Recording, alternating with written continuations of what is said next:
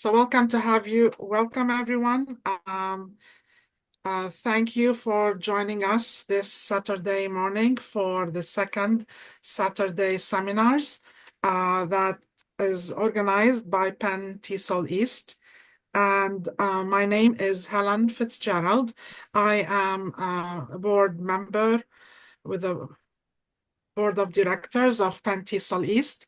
Also, I work in Title II agency with adult education. I am the in-house professional development specialist, digital literacy specialist, and DSL instructor where I work at Keystone Opportunity Center. So thank you for joining us. And our second Saturday seminar, as you know, it's always the second Saturday of the month.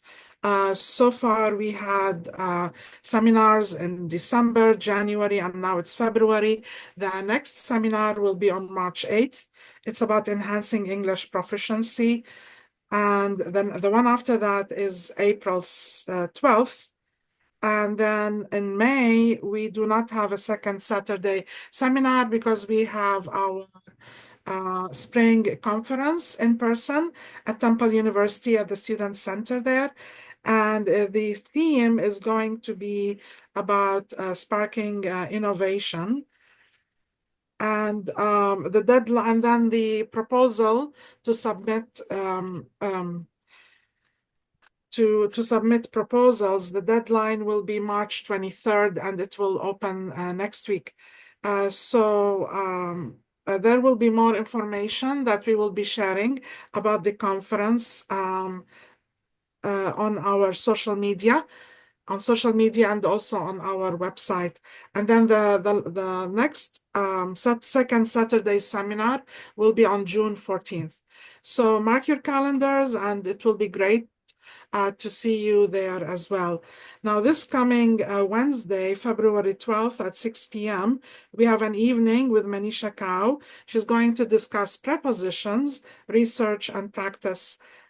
So you're welcome to join us as well. Also, we have PTE Voices.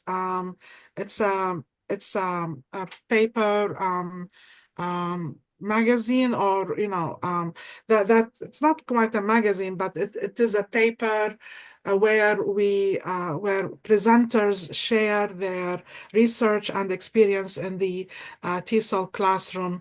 So submissions are open, and it is expected to be published by February 28th. So please, if you would like to share your research or your practical work in the classroom, please reach out to PT Voices and share what you're writing. So thank you again for joining us. And today's presenter, Val, is going to present today's presenter. Go ahead. Thank you. Thanks, Helen, and thanks for the rundown of all that's happening and all that we invite you to get involved in. So I am thrilled to introduce our presenter today, Eleisha Moreno. Eleisha is the coordinator of the English for Academic Purposes program and Academic Language and Literacy Center at Reading Area Community College. And a few of us are over here in Berks County, which is where RAC, Reading Area Community College, is located. Eleisha received her associates from RAC, her bachelor's from Albright College, and her master's from Moorhead State University. So Eleisha is someone that I met upon my return to Berks County, getting back into adult ed here locally where I'm from. And in just a few short weeks, months, I quickly realized what a fabulous and respected leader she is in this work here in Berks County. We're really lucky to have her here, and I'm even more thrilled that she's here on Zoom today to share with all of you who are involved in PTE in our region. So Eleisha, welcome, and take it away. All right, thank you so much. So I'll just get my screen ready to go here. And please just let me know if everybody can see that. I forgot to mention, please put your comments and questions in the chat, and by the end of the presentation, there will be time for questions and answers. Thank you. I'm working with two screens here, so I'm just trying to get myself a little bit more situated. Can everybody see the presentation? All Yes. right, Yes. thank you. So I'm here today to talk about navigating transitions, supporting multilingual students on the path to higher education. And specifically, my focus today is going to be on that transition of students from U.S. high schools into higher ed, and specifically into our program, English for Academic Purposes, here at RAC. So for those of you who may not be from Berks County or very familiar with Reading or RAC, I would like to give you some context. So our city population is just under 90,000. A little over 30% of city residents live at or below the poverty line. 67% of the city population is Hispanic or Latina, and 53% speak a language other than English at home. Here at RAC, we are an open enrollment institution, so anyone can enroll. We have an approximate credit enrollment of 4,500 students. Overall at the college, we have an enrollment of about 8,500 students. That includes any workforce, non-credit career training programs. So we actually are the largest higher ed institution in Berks County. 44% of our student population is also Hispanic Latina, so we are a designated HSI. About 50% of our students are Pell eligible, meaning that they can get their education fully funded. And we are also currently the only higher education institution in the county that offers this really specialized targeted support for multilingual students. So in the program, we're serving approximately 200 students per fall and spring semester, our main semesters. In a given semester, 75 to 80% of our students are Spanish speaking. However, in the last maybe 14 years that I've been counting, we have had students from up to 50 language backgrounds. So there is quite a lot of diversity in that remaining 20 to 25% of students. 70% of our incoming students are first generation, and 70% have graduated from high school in the US or have earned their GED here. So that might be a little bit different from what you are used to if you are working, for example, in an intensive English program where you have a lot of international students.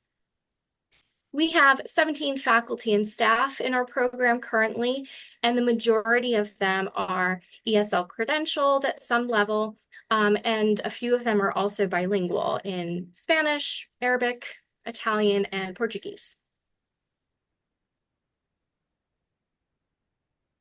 So this is our mission statement from our webpage. We prepare multilingual students for success with college-level reading, writing, listening, and speaking skills. And you can see from the bullet points that there's a lot of emphasis on community building, eventually building up students' independence, serving students at all levels of their English proficiency, and engaging in this equitable and purposeful collaboration between faculty and learning support staff. So that community building, that ability to scaffold students' academic skills, language proficiency, to lead into independence and success in higher ed is what we're all about. And ultimately, we want our students to build up the language skills, the academic skills that they need to be successful in their first year general education classes. For many years, and Dr. Lorick knows this from when she was here, for many years, the assumption was that we were preparing students for one class, freshman English composition.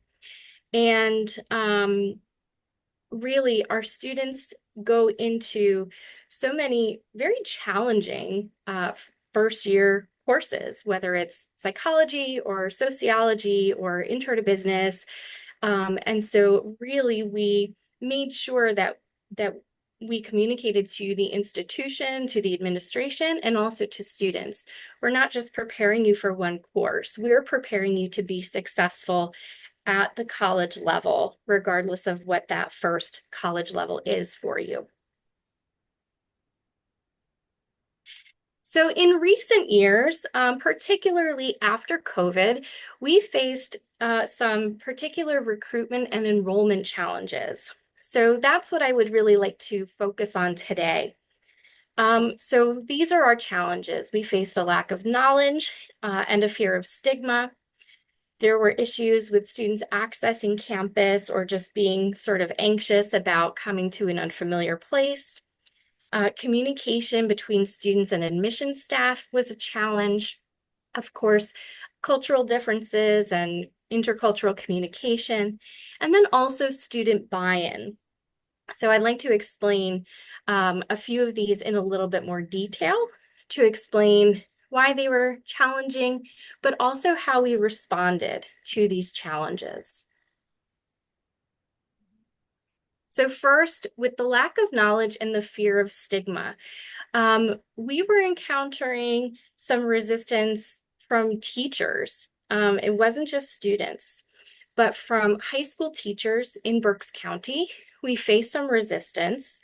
Many years ago, I had done a professional development session with teachers, and many of them were quite upset that a student could test out of ESL in high school on the WIDA assessment, but still need to take EAP classes here at RAC. They didn't really understand that testing out of ESL or, passing the WIDA assessment still wasn't a very good assessment of preparedness for college level. There were student misconceptions. Students thought that if they took EAP classes, they were going to be held back. They were going to be delayed more than their native English speaking peers. And some students even were afraid they wouldn't be accepted into college at all. Their language skills are not up to the level that they think they need to be, and they didn't even really think college was an option for them.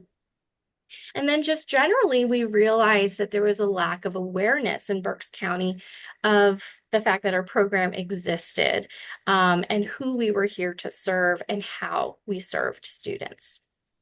So in order to address some of these issues, in the spring of 2023, so just about 2 years ago, we piloted EAP campus visits for ESL high schoolers.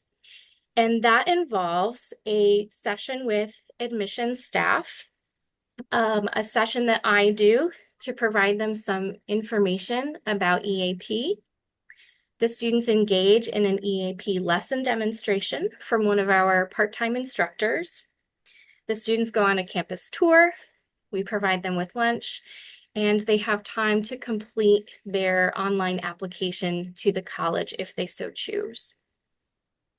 I also started to do more professional development sessions with ESL teachers in Berks County to give them more information about EAP, how we serve the students. I explained to them that 50% of incoming students at RAC will go into some level of developmental education, whether that is academic literacy for native English speakers, or whether that is EAP. So our students are really not being delayed or held back any more than their peers. I also explained to them that EAP allows students to get early interventions that can keep them in college. Sometimes our English learners will try to sort of fly under the radar, and eventually they hit a wall. They don't quite know where to go for support or resources, and they don't persist in college. So starting with us allows us to identify students who need those early interventions and also continued support. The other thing that we explained to the teachers, especially that I continue to explain to them, is that our curriculum in EAP is not really developmental. It's not quite the same as our sort of mainstream developmental sequence of courses here at RAC. Our curriculum is actually a bit more rigorous because the students who are coming into our program generally are pretty literate in their first languages. It's not really a literacy issue that we are encountering with these students. It's really just the language proficiency and then being able to apply their English skills to now this academic career in higher ed in a culture that they're not really familiar with yet. And then finally, a couple years ago as well, I joined a local ESL advisory board through Kutztown University. And that has just been a wonderful networking opportunity. It keeps me in touch with these other ESL professionals in Berks County and allows me to keep EAP at the forefront of everyone's minds, especially teachers and counselors who are working with English language learners in high school.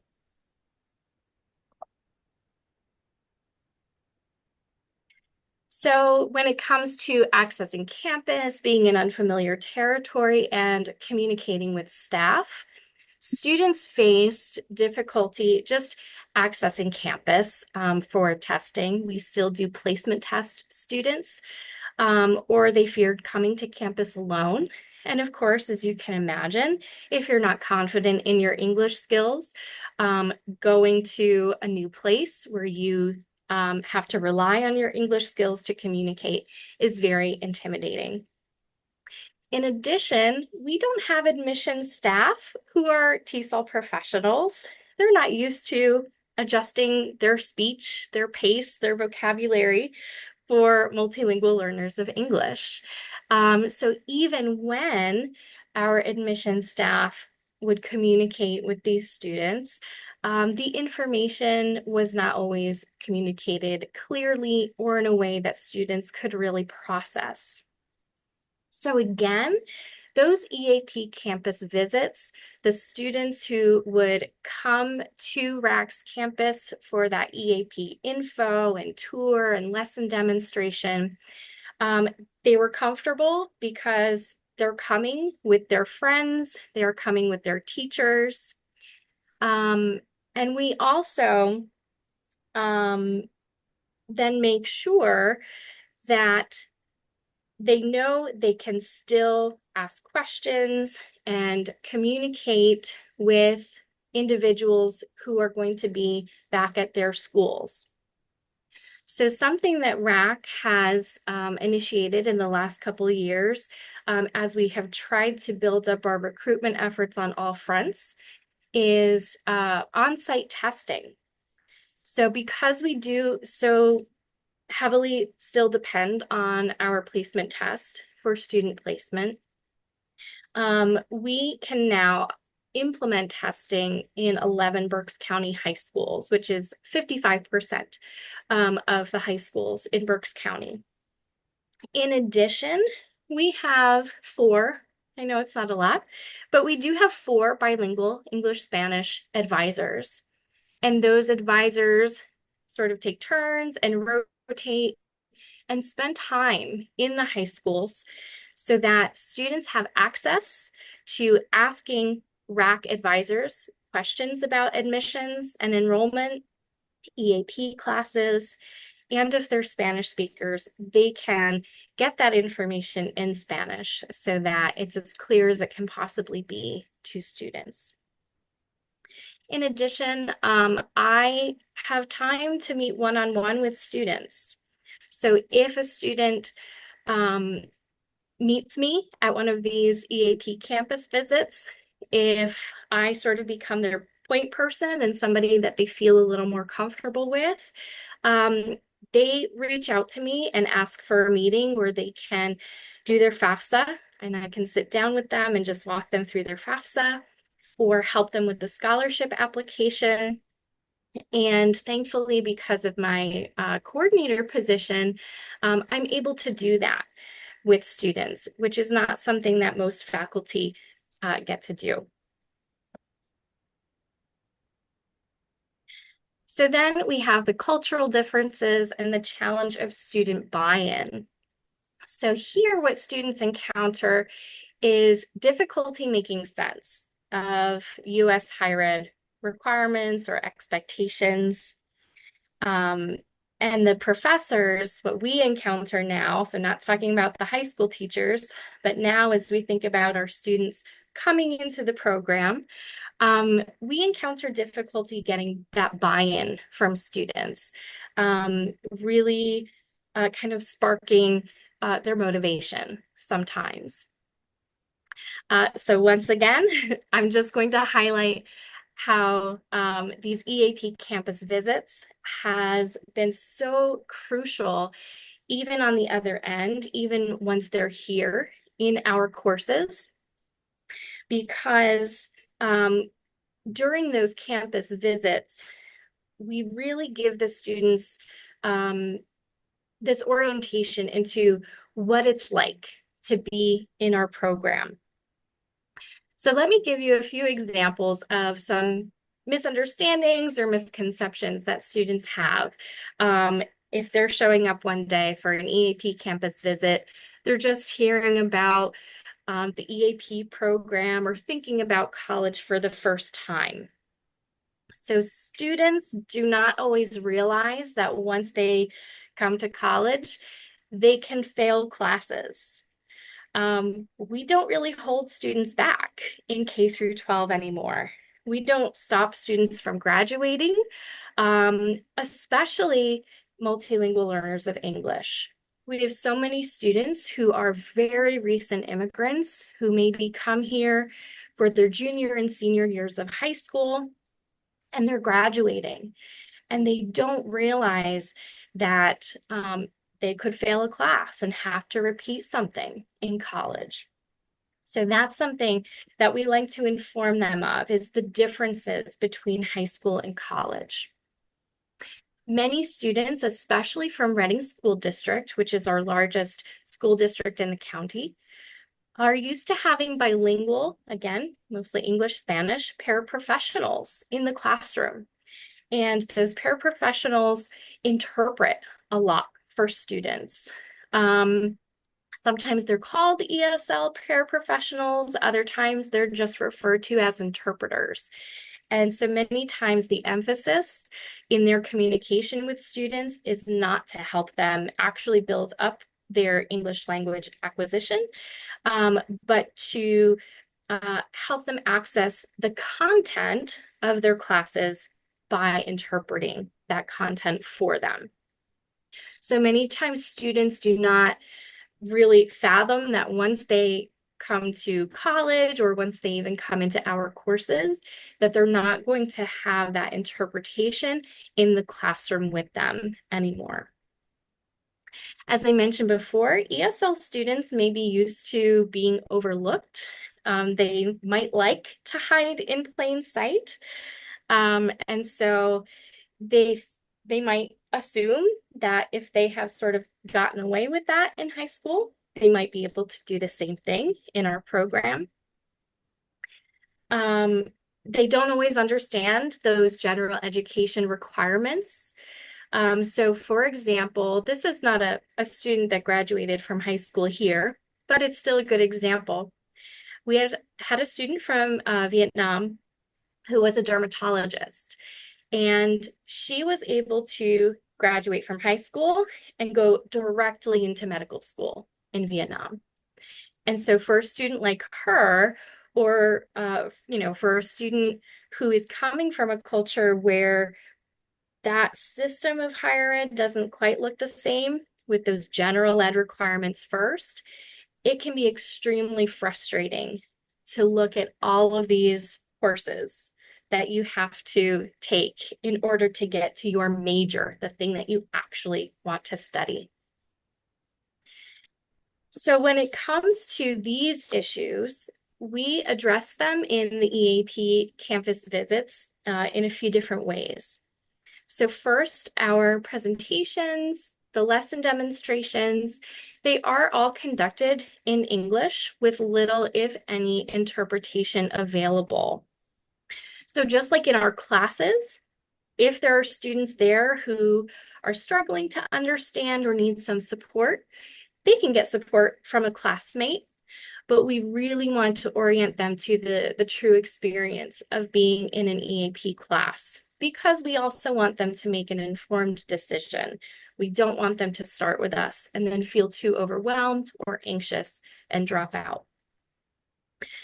Students are encouraged and expected to participate.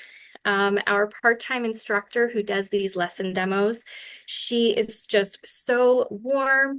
She is just excellent at encouraging even the shyest students to use the English they have to participate in the classes, and also make that expectation clear that we will not overlook you. You won't be able to hide in the corner, but we're going to do as much as we can to make it comfortable for you to participate with the English you know.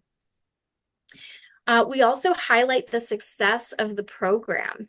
We want to make sure that students understand that when they come to us, we will do everything in our power to ensure that they're successful in college. And so we highlight things like student success stories and the recent award that we won back in September. We want them to know we're serious about what we do. We're serious about supporting you as individuals and helping you reach those goals, even if you're not quite comfortable yet with your language skills.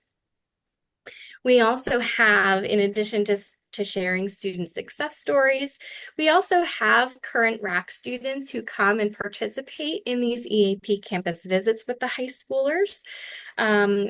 These are usually students who have already gone through EAP and are in more difficult, higher level college classes.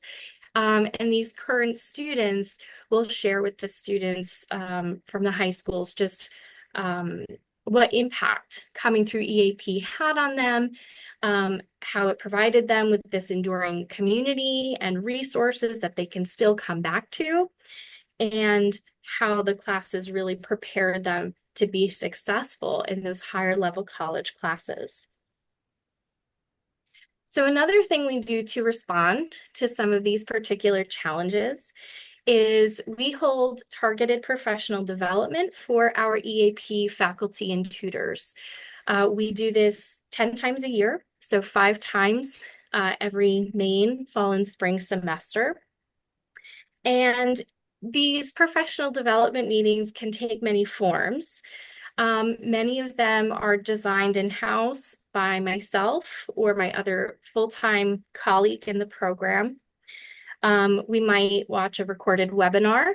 In fact, this last professional development meeting we had was watching the previous second Saturday seminar from Penn TESOL East. We might consult with other campus departments like the library or student affairs, but we are really trying to make sure that our faculty, our tutors, are provided with the most pertinent and up-to-date resources, best practices, or just, what do we do to face this particular challenge we have right now? And finally, I also act as a resource for high school counselors and ESL teachers in Berks County. Even though when the students do come here for the EAP campus visits, they might feel safe contacting me, reaching out to me for a meeting or with questions. Many of the students will still feel more comfortable talking to their own teachers or their high school counselors that they have known and built relationships with. And so many times their teachers and counselors will act as these intermediaries and communicate with me to answer their students' questions and get more information.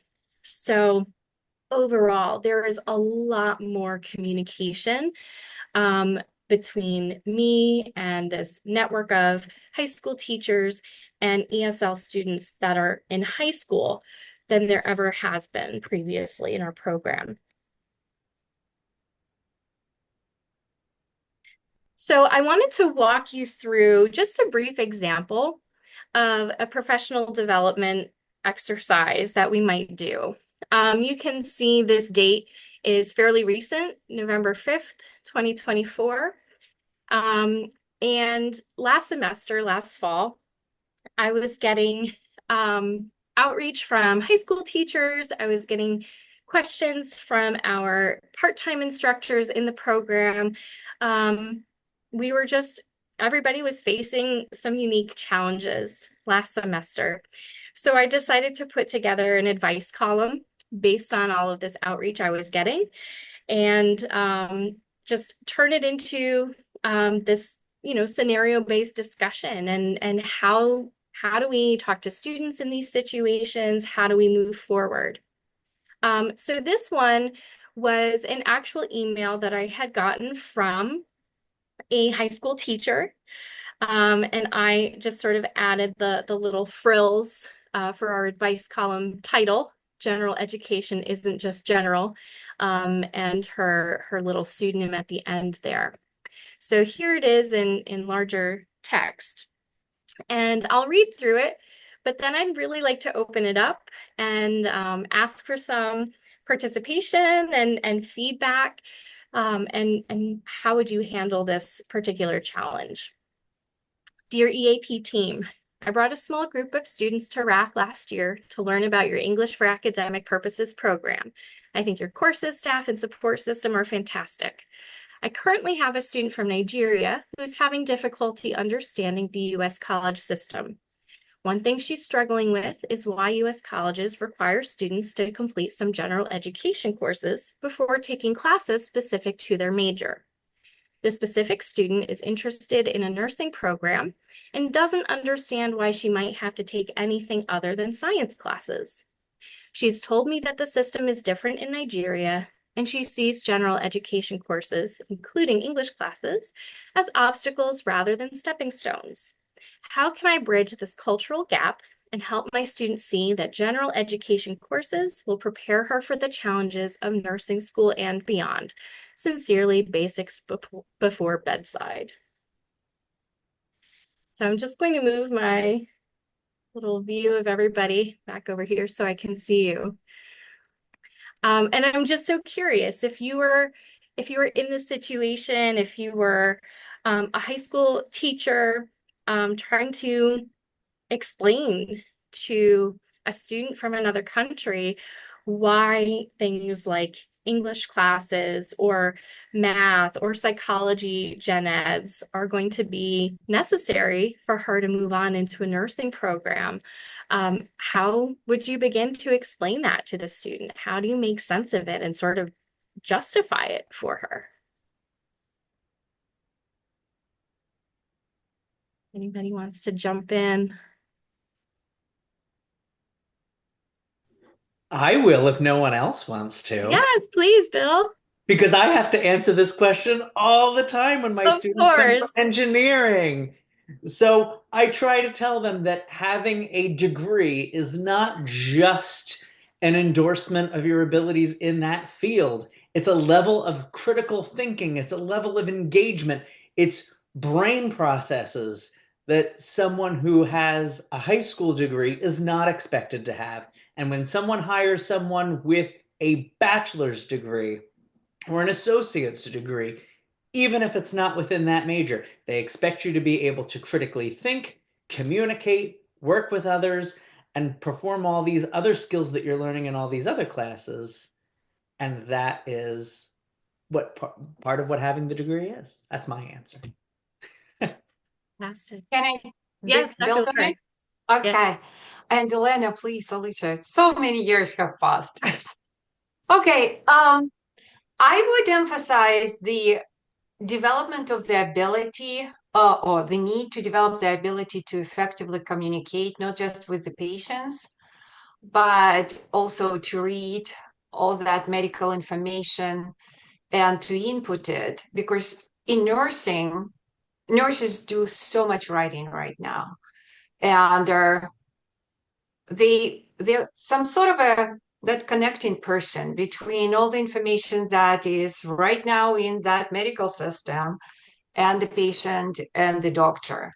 So I would really underscore that ability to master effective communication, both orally and in written communication, and a cultural specific one, because nurses inevitably work with patients who may not understand their accent, who may have absolutely different cultural expectations. And so I would stress the need for GNATs as one of maybe equally important skill and competency they need to develop, like professionally as a nurse, and that GNAT for not just communication, they also do math and everything, but communication. So these competencies are equally important. And I'm speaking from experience of working at Alvernia with lots of nurses who are multilingual. So their courses are so heavy on communication. Yeah, absolutely. Thank you. Anybody else? I can say something. Yes, Yeah. please. When I explain those things to students, I try to use my own example. Like, for example, when I was in college and my major was linguistics, but we had to take a lot of courses. That was back in Ukraine, in my home country. So anyway, we had to take some courses that we thought were absolutely unnecessary, and one of those courses was economics. But then guess what? A couple of years ago, during COVID, I got to teach an ESP program to students from China. They were in China, so I taught them on Zoom. And the course was an ESP course called the Economic Concepts in English. So because I already had some background in economics, it was pretty easy for me to study the terminology, because not only did I have to introduce the terms to them, but I also had to kind of explain some things to them. Okay, right. And then also, when I first came to the United States, also when I still lived in Ukraine, students who were language majors, majored in education, teaching languages, they didn't understand why they needed linguistics. Okay, so they said it's just enough to learn the language and to be able to teach the students that language. Why do we need all those difficult courses? Again, when I first came to the United States, I worked at a Jewish community center, and I got to teach Hebrew to the community because I know that language. And those people were very smart. Some of them were university professors, some of them were medical doctors, and they would ask me a lot of theoretical questions about the structure of the Hebrew language, which I had never studied. But because of my linguistics background, there were a lot of things and laws that I could figure out. So my point is, no knowledge is ever superfluous. And when you learn something new, there are all kinds of associations forming in your mind. It's like a network, like a mental network. And when necessary, you will be able to reach all those associations and those cells to use them in specific situations. So no knowledge is too much, ever. I love that. Yes, that idea that no knowledge is superfluous, or that we don't just learn things in silos and compartmentalize them and only use certain knowledge in certain contexts. So thank you so much for sharing your thoughts, everyone. Of course, I provided some similar feedback to this high school teacher as she's working with this student. And I do think a lot of that is sort of addressed to the students' intrinsic motivation But I also wanted to provide some information regarding that extrinsic motivation, which is the nursing program here at RAC is extremely rigorous. It's very hard to get into. We have an exam that students must take before they're admitted into the nursing program. Then, of course, they have to take their NCLEX in order to get their license to practice nursing in the state. And these are also just details about U.S. higher ed system, or just, the profession of nursing or healthcare that the student didn't understand. And so it really helped this teacher to be able to go back to the student to say, here's how you can think about general education, and how it will help you grow as an individual and as a professional, but also getting down to brass tacks. This is what you need just to get into the nursing program, to be accepted into it. And these are the language skills and the math skills that you need to get your license to practice nursing when you've already completed all of your classes at RAC. So these are the kinds of things that we within the program also talk about in our professional development sessions, is just how do we communicate these kinds of concepts to students who are not familiar with our cultural system of education and work.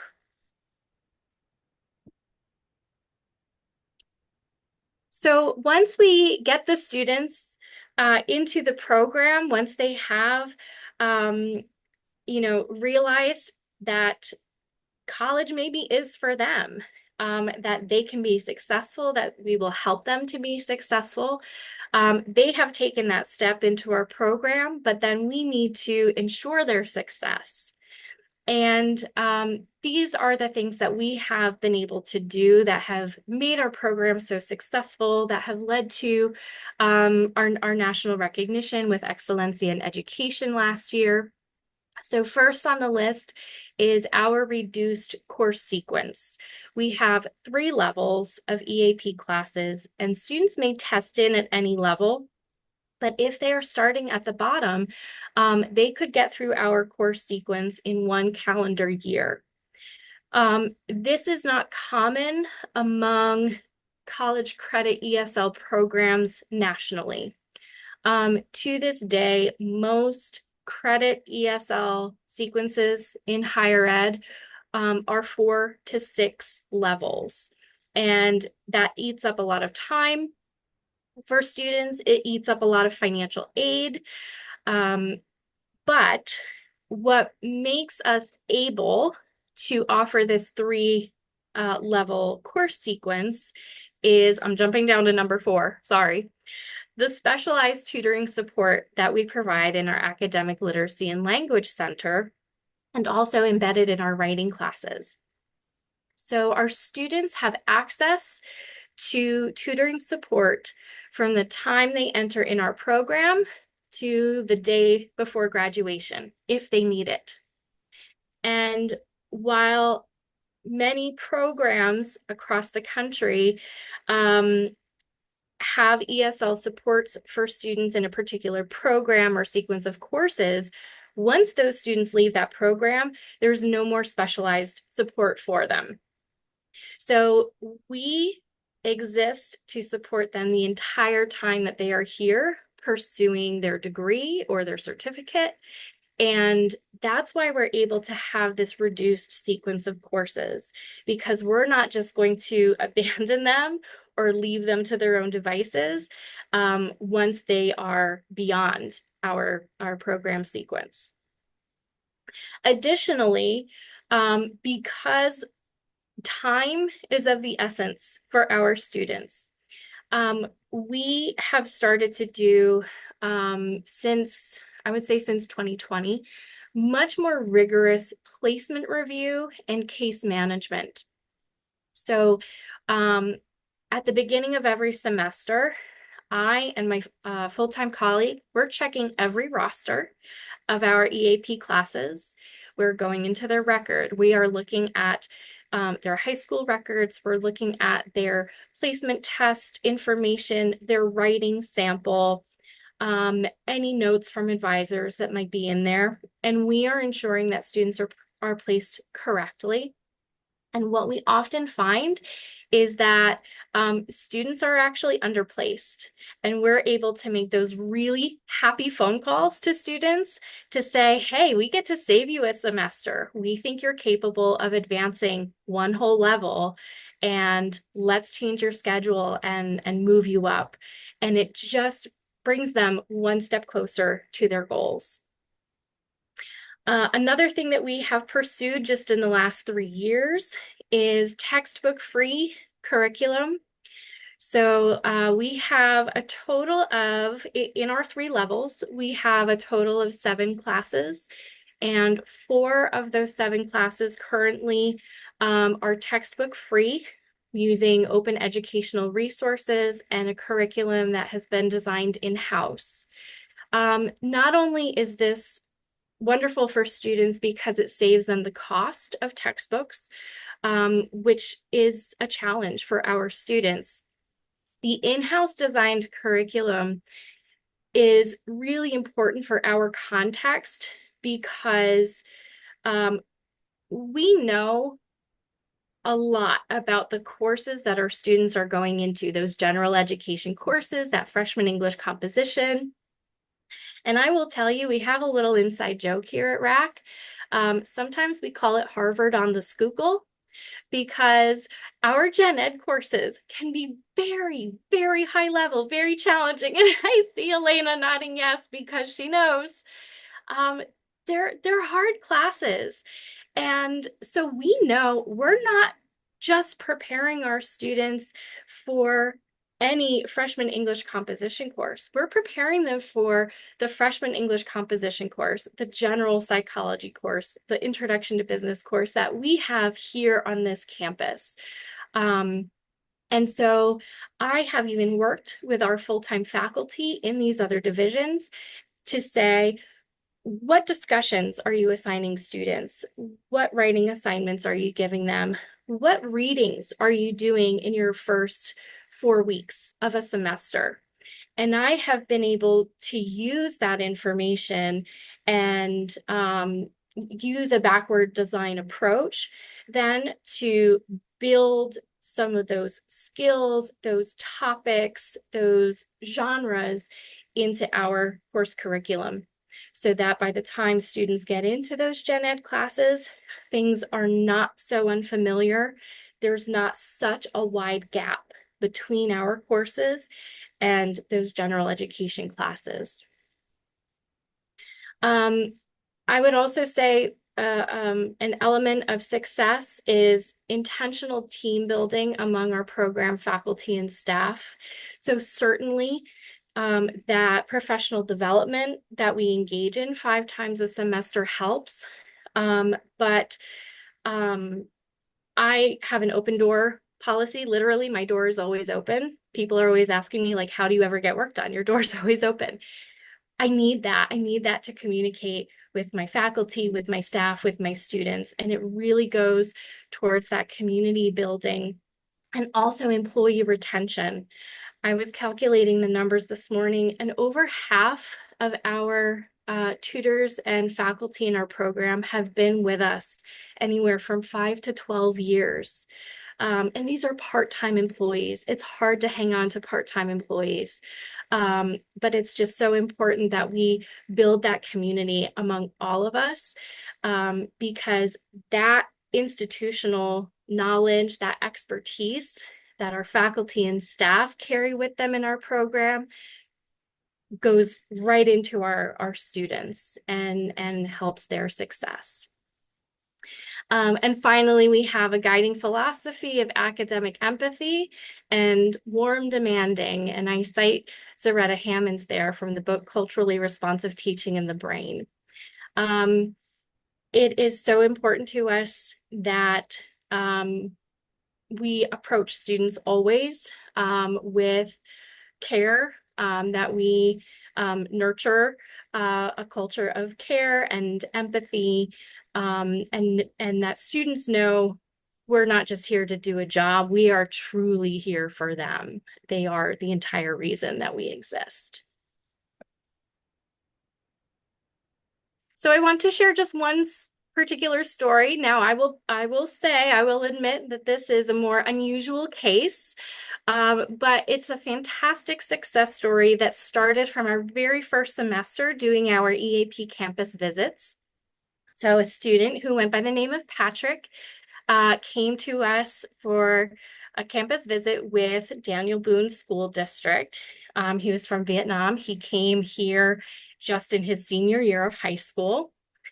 And based on his initial placement test scores, he enrolled in our first level of EAP, as well as a pre-college level algebra class in the fall of 2023. During that first semester, his instructor said, his writing's really good. I think we might be able to advance him to a higher level. And so he agreed. He said, yes, I'm comfortable with writing. I could go to a higher level of writing. But he said, reading's still challenging. There's still a lot of vocabulary I don't know. I want to take the next level of reading. I don't want to skip. Well, by the time he was at midterm in that next level reading class, he said, no, I think I've got reading down now. And we allowed him to take our placement test again. He tested out of reading, so he didn't have to complete that last reading class. Because he was just such a powerhouse and had so many recommendations, our STEM division dean allowed him to take a college level algebra class without the EAP prerequisites. And he was also able to retest in math before his summer semester. And that retest in math allowed him to skip 2 levels of math. And so in the summer, he was taking his freshman English composition, his fundamentals of speech, general psychology, and pre-calculus. And by the fall, he was gone. He was at Penn State. I encouraged him to stay at RAC and save some money, but he had friends at Penn State and he really wanted to be there.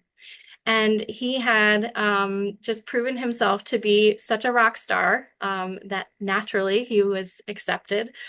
And he's pursuing a degree in engineering and has been doing fantastic at Penn State, 4.0s across the board. So that I share that just to show that, and to show students, I share this story with students as well, that our program is not intended to hold students back in any way. We are truly letting them guide their education so that they can make as much progress as quickly as they can with the support that they need in place as well. So here is our evidence of success. Over 5 years, we have a course success rate of 82%. Our average course success rate in EAP writing classes increased by 7 percentage points after we implemented embedded tutoring in 2021. Embedded tutoring means we have one of our professional TESOL credentialed tutors in a writing class once a week, in every writing class once a week. EAP students are returning fall to fall at an average rate of 15 percentage points higher than the general RAC population. From 2018 to 2023, an average of 38% of students successfully completed freshman composition within 1 year of their initial EAP enrollment. That might not sound like a lot, but about 4 years ago, there was a study out of California, Rodriguez et al., that showed only 34% of multilingual students were completing freshman English composition successfully within 6 years of their first ESL enrollment. So to have 38% complete successfully within 1 year is really, really significant for our students. In addition, our EAP students who pass our COM 121 freshman English composition are passing at a rate of 6 percentage points higher than the general population at the college. And we also looked at courses that we call barrier courses here at RAC. These are some of those gen eds that I mentioned, like general psychology, environmental science, intro to business. These are called barrier courses here because they are high enrollment classes with success rates that are generally below 70%. And our students are passing those classes at 9.2 percentage points higher than that of the general student population. So this is how we know we're doing something right. We're bringing students in from high school, not knowing much about how our higher ed system works, maybe not feeling very confident in their language skills, and then they go on to outperform their peers. So I have a few resources that I will share with you, but I know we don't have much time left. I was hoping to have more time. But I would really love to get your takeaways or allow you some time to ask questions. There's so much to our program that I didn't even get to touch on. So I would love to answer questions or just hear maybe what was meaningful for you today, or what do you feel like you might be able to take back to your program or your network. We have a few, thanks, Eleisha, for a wonderful presentation, very informative and also reflecting your work at RAC. We have a few questions in the chat. I guess we can start by addressing those, and then we open the floor for more discussion. So one of the questions is, what percentage of a student's course load is the EAP program? Good question. So it varies from student to student. Most of our students at RAC, I actually heard this number just Thursday, 80% of our students right now in credit courses are part-time students, meaning that they're only taking 6 to 9 credits per semester. So in our program, if a student is taking 2 courses, that's 7 credits. So they might exclusively be taking EAP classes. If they are taking anything else with EAP, they're probably taking a math or our first year seminar class called College Success Strategies. But honestly, the majority of our students are taking EAP alone because they are part-time. And you mentioned an assessment at the beginning of your talk that you give students when they start your program to assess their English language proficiency. I couldn't, what is the name of the assessment? I'm just curious about that. Yes, we use Accuplacer.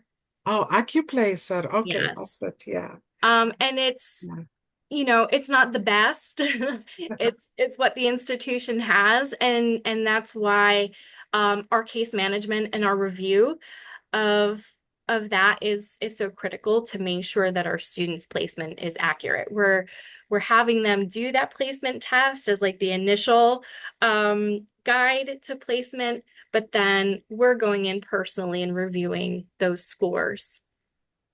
Wonderful. And then we have another question from Dr. Elena. She's asking, how did the EAP curriculum evolve since 2016? Okay, wonderful, wonderful question. So, of course, one of the big changes is moving to the textbook free curriculum and collaborating with the full-time faculty in the other divisions to get a better sense of what they're doing and what kinds of assignments and what kinds of readings students are doing. Again, previously we were so focused on that English composition course, and I didn't want I didn't want those faculty teaching that course to think that we were just a feeder to them. We have a bigger purpose in our program. We're not just feeding students into that specific class. They're going into classes across divisions once they're out of our program, or maybe even doing a co-rec at our top level with a general education class. So that was really key, was getting that feedback and that support from them, that information from them to know what their content is. I'm trying to think. The going textbook free, I also think, allowed us to make the curriculum more authentic. Textbooks, I don't know, there's something too about TESOL, ESL textbooks that feel very, very limiting. And so I really feel like going textbook free allowed us to think deeper rather than broader. Mm-hmm. I don't know if that's a sufficient answer for Yeah, you. absolutely. And if I can chime in, and for the context, so between 2012 and 16, we used a combination of academic ESL textbooks of 4 levels, mostly, right? In writing, it was 4 levels, and 3 in listening, speaking, and reading. So, but we amplified student practice with the technology attached to that. And that was a beautiful combination, but it was rigid. We encountered some technical issues. So I think that was a wonderful development. I mean, in-house materials, very customized, it's labor intensive. Extremely. For you, probably. And I hope that it roots into us collaborating on developing those tests for in-reading classes many years ago, right? But yeah, that was very interesting. And you didn't eliminate there was a class, intensive English for very low proficient incoming students. That class was eliminated, to my understanding, right? We actually sunset, it was 030 Foundations of College Writing, and we expanded intensive academic English by 1 credit. So it's a 6-credit course that now students can take by itself to get financial aid to pay for that. But that course was also made a little bit more intensive, or a little bit more rigorous, because it does move students through from paragraph development to 1 short essay at the end. So it kind of brought in a little bit of that Foundations of College Writing into the intensive academic English class. Yeah, thank you. Would it be possible, Helen, would it be possible for me to jump in and start answering the question? There is a question about how are you able to hand on to part-time teachers or coordinators for long-term? And the reason why I want to start answering is that I think I have an answer, at least that points to the origin, and then Eleisha will just talk about what she does. Is that okay? And for the context, sure. yeah, I Yes. was the Go ahead, please. Yes. program coordinator before Eleisha, and I had the absolute pleasure of bringing Eleisha into AP program. Okay, so it is a challenge. It is a challenge when the program runs on adjunct instructors, basically, and tutors who are part-time, who need to work in various institutions to earn their income. It's really a challenge. So I recall having a conversation with my colleague who was the coordinator of developmental program. So it's a counterpart of EAP, who said, there is no way they can come. And the situation was that our instructors needed ESL, TESOL, PD, because no one except for me had a TESOL background. And Eleisha was building her TESOL background while pursuing masters. So Joanne said, they're not going to come. And Eleisha is not going to let me lie here, because there was a moment when we had the meeting with people who were all part-time, where I said, I'm going to spend my time on developing professional development and giving it to us, but we need to work as a team. But I need your buy-in, and you need to show up and participate. And there was no stipend attached. And I made it super clear. There was no stipend attached. So I tried to be honest. And I think that that effort on building the team and seeing that it's a commitment not only from part-time but full-time professors, that's something that was that glue at the beginning of the program that basically grow lots of good roots, right? And then eventually, so 4 years later, it brought to us receiving the Wyoming Foundation grant. And it was like, if I remember correctly, it was $100,000 to support that specific academic tutoring for ESL students. And then it sounds like those strategies, they have been working for so many years, right? For more than 10 years. And that's my contribution to the answering the question. Eleisha, Yeah, I'm sure you're doing something else. well, I would just add to that, that open door, that regular communication with these faculty and staff goes so far to just make them feel valued and heard. We are going to be giving a stipend to 2 of our part-time instructors to redevelop our listening and speaking curricula over the summer. And many of our part-timers, they either simultaneously or at different points in their careers, they've worked in other parts of the college, and they don't get that kind of time and attention. They don't get that communication. They don't get to give their feedback. So they feel heard in this program. They have opportunities to contribute their expertise. And over time they say, I can't work in tutoring upstairs. I can't I can't work in this other department anymore. I'm just going to focus all my attention here, because that communication and the value placed on their expertise and what they bring to the program is lacking elsewhere. That's awesome. Yeah. One thing that, I mean, one thing I was thinking about, it's wonderful how you were able to identify barriers for students, and now identifying barriers for part-time teachers, and also thinking of solutions of building community within the student population and also within part-time teachers. And then you took those steps to overcome these barriers and build and address them.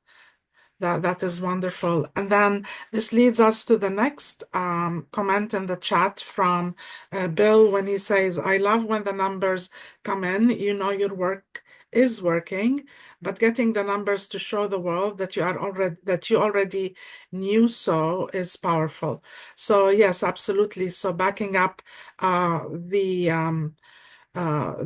data with numbers and showing, the percentages and how things are working and the steps that you've been taking to make things work in a better way is also very powerful to the program. Thank you. Yeah, and I'll be honest, Bill, I had to fight to even get that data for a few years. I had even asked at one point, this was part of my effort to convince everybody I'm not just feeding students into one class. And I wanted that data of how our students were performing across these different general education classes. And I was asked at one point, well, why do you need that? Your students are so successful. Your course success numbers are so high, 82%.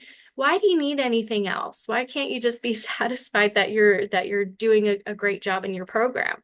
And I said, because my job is to make sure that they're successful beyond our program. That's the whole reason we exist. I can't be proud of students just getting through our courses and then crashing and burning in these gen eds because I didn't prepare them effectively. So it was a bit of a fight to get that data, but I got it. And yes, it was so validating.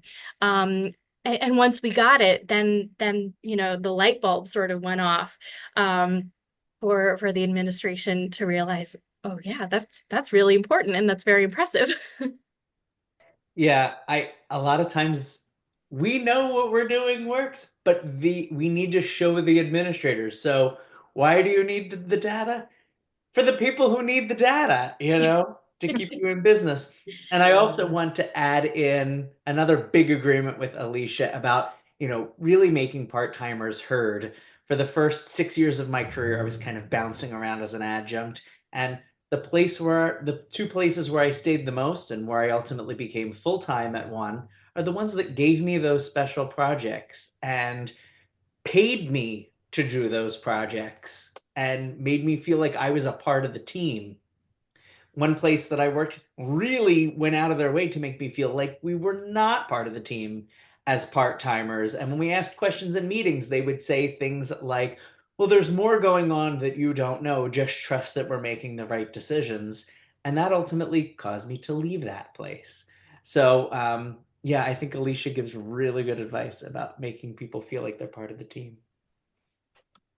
Yes, exactly. And then Renee says, considering the success of the program, perhaps the next step is to shift the structure so that there are more full-time positions, therefore validating the professionality of their skills. Yes, absolutely. Yes, because I mean, even as a part-time instructor or teacher, you're already putting in all the work required, and sometimes you feel like it is not being recognized enough. But um, building teamwork and being part of the team and feeling that your input and your work is valued is extremely important. Yeah. Yeah, we're so as a result of the award that we won back in September, our intention actually is to use that as leverage for a budget request this year. And our ask is to have a full-time lead tutor in the center. Because my area of focus in my coordinator position has shifted so much over the years, even to now doing a bit more with recruitment, that I think for this consistency and stability, it's really critical to have a point person that's there in the center at all times. So yes, that is top of our list is trying to get at least one more full-time position in the program. So we're going to make that pitch soon, and I hope we have success. Yes. Okay. Valerie says, and then Bill comments on that it may be a hard sell to the admin. Yes, absolutely, but we try. And Val says, what more do you want to see in terms of collaboration with high schools, their teachers, ESL, and others, etc.? How do you want this to grow? Yes. Yeah, that's such a good question. I don't even know if I have an answer to that at this point. What we have been doing is still so new. Like I said, it's like just under 2 years since we started this particular initiative. But the first thing that I really need is data. We have some general data from our admissions department because our recruitment focus in EAP really started as just a small part of an overall admissions overhaul over the last couple years. We do have some general data from admissions that I think it was over a period of 2 years. They wanted to see an increase in enrollment straight out of high school of like 3 percentage points or something like that.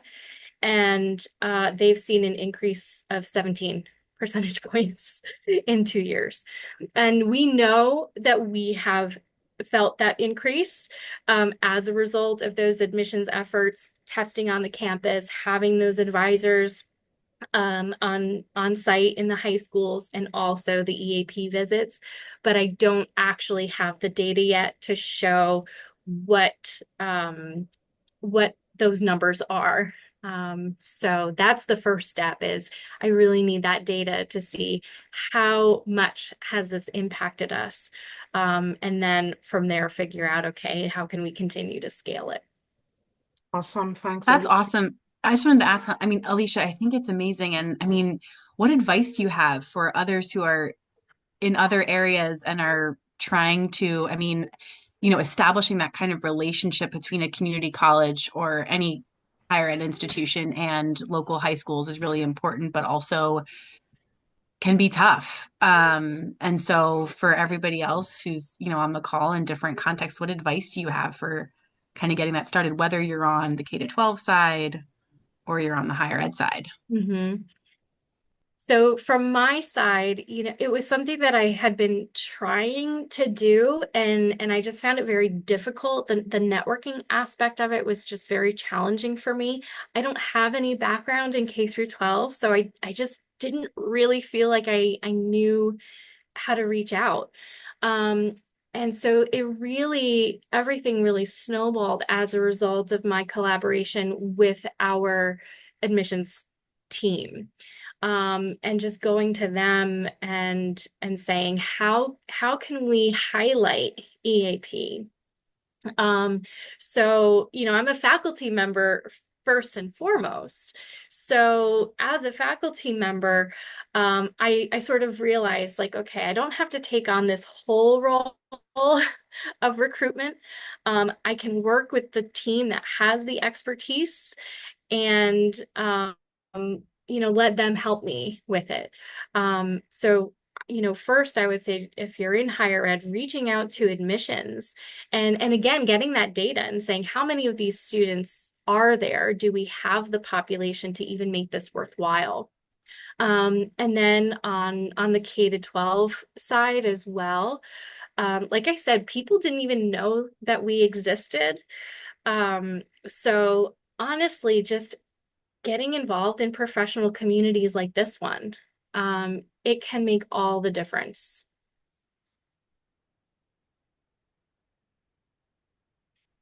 So I don't know. Oh, Helen, you're muted. I don't know if there are other questions. Yes, thank you. Yes, thank you. Thank you, Alicia. Thank you, Val. Thank you, everyone, for your questions in the chat. And here we have, so thank you. But before, any other questions, comments, or takeaways before we wrap up the webinar? Bill, Val? Helen, can I just say Yes. thank you? Okay, Alicia, thank you for carrying out my torch. Really appreciate. And a very special thank you for putting those pictures where I saw my teachers and students, and that made my heart warmer. Thank you, really. But also, I couldn't help but thought I was thinking when listening to Alicia is that so the barriers that she was talking about and the strategies to overcome them, they remain the same since 2012. Mm. And believe me, so much work have been done with the administration. And administration, I think, turned from seeing ESL as a nightmare. That was my story during 2012 through 2014, to seeing it as the largest, biggest capital for the college, right? And investing into it and growing the faculty from one full-timer to two, and growing part-timers from two, I think, my first semester to 17, right? 15. Who get paid for So professional development. yeah.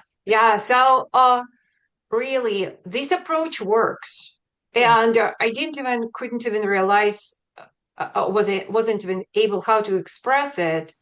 But when in 2016, we received that grant to support not the program, but the approach, comprehensive, with the dedicated support, which is not just tutoring, but seeing a person as a holistically.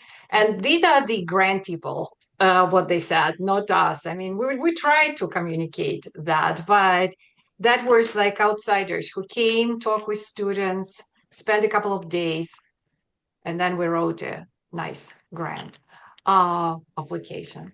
So interestingly, that in the area of ASL at large, like whether we talk about community college or pre-K-12 or higher ed, same barriers remain, same strategies work, and we just need to keep working on it.